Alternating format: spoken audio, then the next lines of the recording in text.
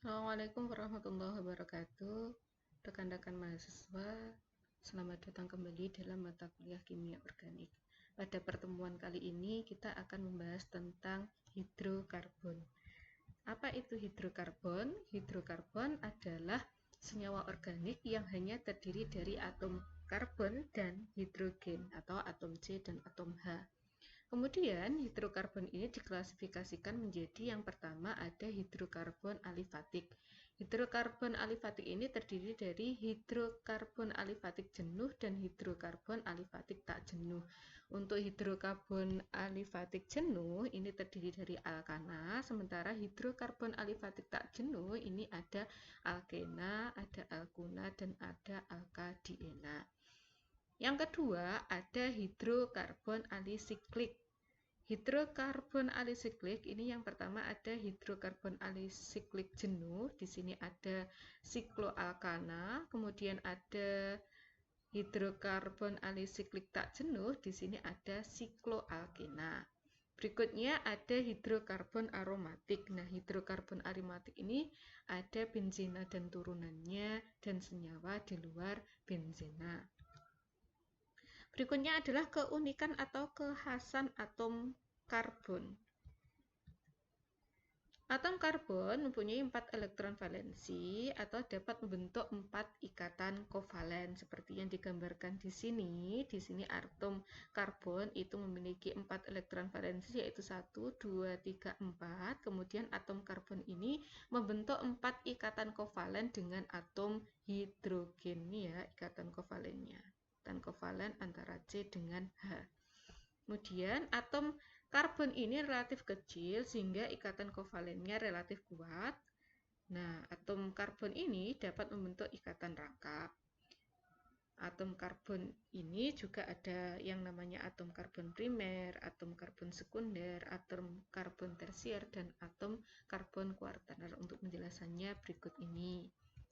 Jenis atom karbon dalam senyawa hidrokarbon yang pertama ada atom karbon primer, di mana atom karbon primer ini adalah atom karbon yang mengikat satu atom karbon yang lain. Contohnya digambarkan seperti ini. Jadi di sini ada satu atom karbon yang mengikat satu atom karbon yang lainnya. Yang seperti ini dinamakan atom karbon primer. Yang kedua ada atom karbon sekunder, di mana atom karbon ini mengikat dua atom karbon yang lain. Contohnya digambarkan seperti ini. Jadi yang seperti ini dinamakan atom karbon sekunder karena dia mengikat dua atom karbon yang lain. Berikutnya ada atom karbon tersier, yaitu atom karbon yang mengikat 3 atom karbon yang lainnya. Contohnya digambarkan seperti ini. Di sini ada atom karbon tersier di mana dia mengikat 3 atom C yang lain, 1, 2, 3. Yang terakhir ada atom karbon kuartener, di mana atom karbon ini mengikat 4 atom karbon yang lain. Di sini digambarkan ini ada atom karbon kuartener, di mana dia mengikat 4 atom karbon yang lain, yaitu 1, 2, 3, 4. Mudah bukan? Nah, untuk mengecek kepahaman kalian, silahkan ini nanti dikerjakan, kemudian silahkan untuk jawabannya di-share di forum diskusi kita di LMS. Tentukan jumlah atom C primer, sekunder, dan tersier dan kuartener pada masing-masing rumus struktur dari nomor 1 sampai nomor 5 ya. Berikutnya adalah alkana. Alkana merupakan senyawa hidrokarbon yang seluruh ikatannya adalah tunggal atau jenuh. Rumus umum untuk alkana ini adalah CnH2n+2. Kalau misalnya N-nya sama dengan 1, berarti artinya hanya ada 4, namanya adalah metana. N-nya ada 2, rumusnya berarti C2H6, namanya etanya, dan seterusnya. Kalau C-nya ada 8, berarti hanya ada 18, namanya adalah oktana.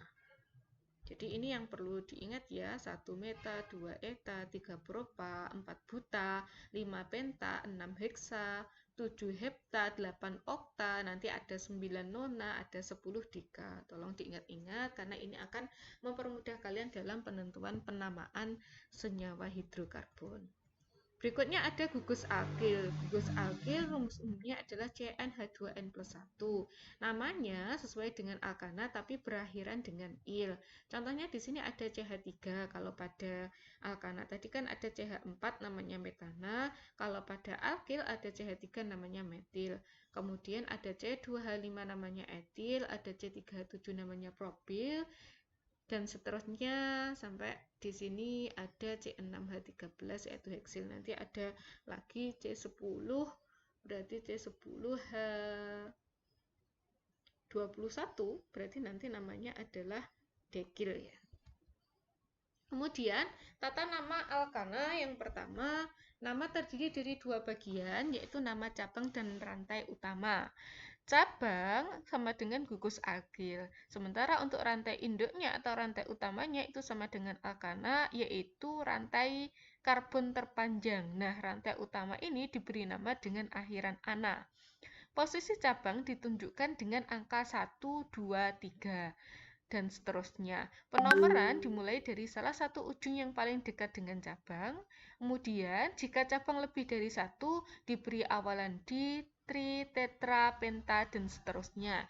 Jika cabang dua jenis atau lebih, maka penamaannya diurutkan sesuai dengan abjad. Untuk penulisan namanya, yang pertama yang dituliskan adalah posisi cabangnya dulu, ada di nomor berapa, kemudian strip nama cabangnya apa diikuti dengan nama induk tanpa spasi dan huruf kecil semuanya. Contohnya seperti ini. Di sini, kalau ada seperti ini, kita disuruh menentukan namanya bagaimana. Tentukan dulu rantai terpanjangnya. Kalau kita hitung dari kiri, maka rantai terpanjangnya ada 1, 2, 3, 4, 5, 6. Dari kanan juga gitu. Rantai terpanjangnya juga ada 6. Nah, ini kita pilih penomorannya dari mana. Kita tentukan dari yang paling dekat dengan cabang. Kalau kita dari kiri, yang paling dekat dengan cabang itu ada di nomor 1, 2, 3. Sementara kalau kita pilih penomoran dari kanan, yang paling dekat dengan cabang itu ada di nomor 1, 2, 3, 4. Maka yang benar penomorannya adalah yang paling dekat dengan cabang yaitu di nomor 3. Maka penomorannya kita mulai dari kiri. 1, 2, 3. Maka cabang ini terletak di nomor 3. Nah, cabangnya ini namanya apa? CH3 tadi sudah ada di atas, namanya adalah metil. Berarti namanya apa? Namanya berarti 3 ini adalah nomor cabangnya, metil adalah nama cabangnya, kemudian rantai panjangnya ada 1, 2, 3, 4, 5, 6. 6 itu namanya heksana, maka namanya adalah 3 metil heksana.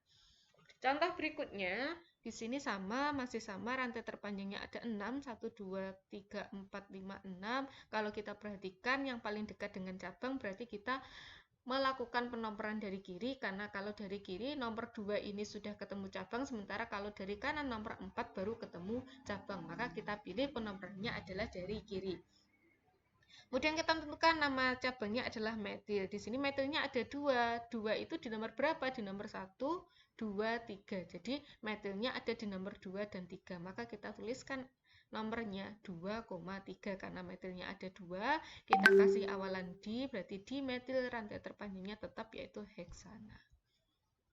Kemudian ini di sini rantai terpanjangnya ada 1, 2, 3, 4, 5, 6, 7. Kemudian karena cabangnya lebih dekat, kalau kita kasih nomor dari kiri, maka kita mulai penomorannya dari kiri, yaitu 1, 2 kita ketemu cabang namanya metil, kemudian 3, 4 kita ketemu cabang lagi namanya etil. Nah, karena cabangnya itu ada metil, ada etil, maka yang didulukan yang mana? Yang didulukan adalah abjad yang utama. Berdasarkan aturan abjad antara E sama M itu kan harus duluan E, maka kita tuliskan dulu etilnya dulu. Etilnya ada di nomor berapa? Ada di nomor 1, 2, 3, 4. Maka tulisan penamaannya adalah 4 etil, kemudian diikuti dengan metilnya. Metilnya ada di nomor 2, 2 metil, rantai terpanjangnya ada 1, 2, 3, 4, 5, 6, 7, namanya heptana. Jadi namanya adalah 4 etil, 2 metil heptana. Nah, untuk mengecek kemampuan kalian, silahkan nanti latihannya ini dikerjakan, kemudian share jawabannya dan diskusikan di forum diskusi yang ada di LMS kalian. Berikutnya adalah alkena. Alkena adalah senyawa hidrokarbon tak jenuh dengan ikatan rangkap 2. Rumus umum alkena ini adalah CnH2n. Contohnya, misalnya untuk N-nya sama dengan 2, berarti rumusnya jadi C2H4. Ini diberi nama etena. Kemudian kalau C-nya ada 3, hanya ada 6, namanya propena. Sampai nanti seterusnya, misal ada N-nya 10, berarti C-nya 10 hanya 20, maka nanti namanya adalah dekena, dan seterusnya. Tata nama alkena, yang pertama rantai utama harus terpanjang dan mengandung ikatan rangkap. Penomoran pada rantai C induk dimulai dari ujung yang terdekat dengan ikatan rangkap 2. Jadi kalau tadi pada alkana kita mulai penomorannya dari yang paling dekat dengan cabang, tapi kalau pada alkena kita penomorannya dimulai dari yang paling dekat dengan ikatan rangkap 2. Kemudian rantai utama diberi nama dengan akhiran ena. Jika pada alkena terdapat 2 atau 3 ikatan rangkap, maka pada nama diberi akhiran diena atau triena dan seterusnya. Ini contohnya. Di sini kalau kita kasih penomoran dari kiri 1, 2, ikatan rangkap 2-nya ada di nomor 2. Kalau dari kanan 1, 2, ikatan rangkap 2-nya juga ada di nomor 2, maka ini kalau kalian beri nomor dari kiri atau dari kanan nanti namanya tetap sama, yaitu 2 karena ikatan rangkapnya ada di nomor 2, kemudian rantai terpanjangnya ada 4, namanya butena. Jadi namanya adalah 2 butena. Berikutnya, contoh berikutnya di sini, kalau kita nomori dari kiri, maka ikatan rangkap 2-nya ada di nomor 1, kalau dari kanan ikatan rangkap 2-nya nomor 2, maka kita pilih penomorannya yang dari kiri karena harus yang paling dekat dengan ikatan rangkap. Kemudian di sini juga ada cabang, cabangnya namanya adalah metil. Nah, kita tuliskan dulu nama cabangnya atau nomor cabangnya ada di nomor berapa, kita tuliskan dulu.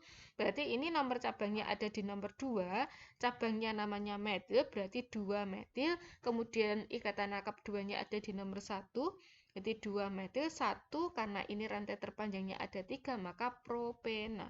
Maka namanya adalah 2 metil 1 propena. Atau bisa juga dituliskan 2 metil propena. Karena 1 itu biasanya tidak dituliskan. Tapi akan lebih baik lagi jika dituliskan biar lebih jelas. Berikutnya, ini adalah contoh ketika ikatan rangkap 2-nya lebih dari 1. Di sini, rantai terpanjangnya berarti ada 1, 2, 3, 4, 5. Kemudian yang paling dekat dengan ikatan rangkap 2 berarti adalah yang paling kiri. Jadi kita nomori dari kiri 1, 2, 3, 4, 5. Berarti di nomor 2 itu ketemu cabang. Cabangnya namanya metil.